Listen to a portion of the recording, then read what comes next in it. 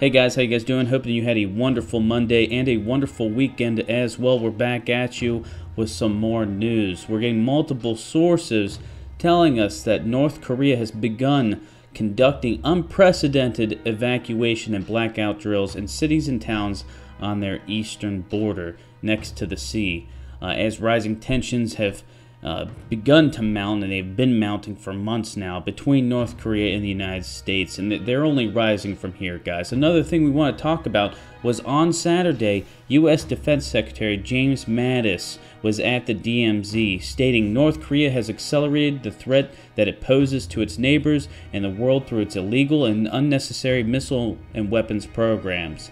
He did tell us that, we need this whole entire North Korea situation, it needs to be spearheaded by a diplomatic effort, and how the Republic of Korea, that is South Korea, and the United States and their allies all agree this. They all agree that a diplomatic spearhead to this situation, to find a solution that is not war, is paramount. But he also, and this is a big but, guys, he also says that North Korea, it needs to be denuclearized. We're at the point, guys, where on one hand, it seems like the Trump administration, Trump officials, different government officials around the world all agree that, this is a huge issue. We need to, put our top diplomats on it, our top minds to try to avoid war at all costs.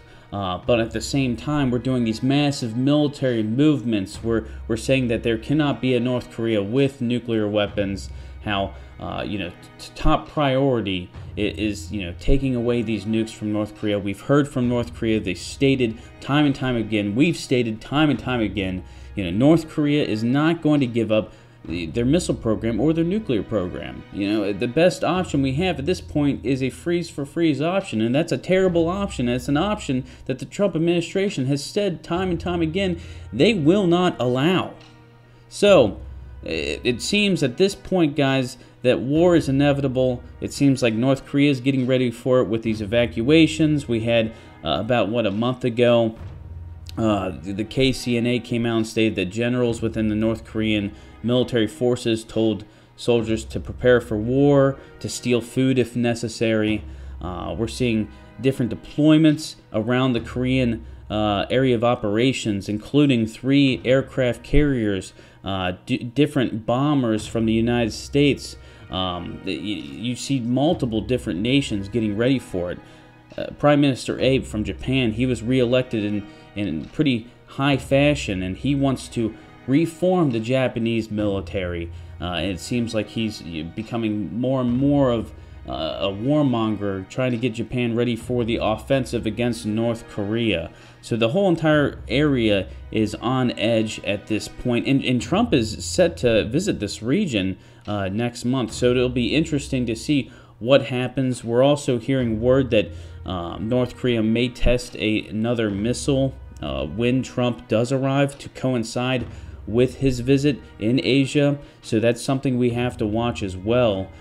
We've also been told that we need to take the North Korean's foreign minister's threat of an above-ground nuclear test. We need to take that threat literally. So we're gonna have to see if that actually does occur. China has come out and warned North Korea not to test another missile. We're still, debating, where does China stand in all this? Where does Russia stand in all this? China also coming out and telling North Korea that their nuclear site in that mountain is very unstable, and it most likely wouldn't survive another nuclear test without leaking hundreds of square miles all around, just radiation. It would be terrible. Whichever way you slice it, guys, it just seems like there's, a peaceful solution is not to be had here. This is going to end in war. It's terrible. They're talking about, the first week, 300,000 people could be killed. War is something we don't want, but it seems like we're all being pushed in that direction. I'm sure more news about this is going to come out in the next couple days, guys. So, as more comes out, guys, we'll cover it. This is just it's a good time to have a beer. It's a good time to say, 2, 3, 4, 5 prayers. And it's always a good time, guys, to keep your eyes to the skies.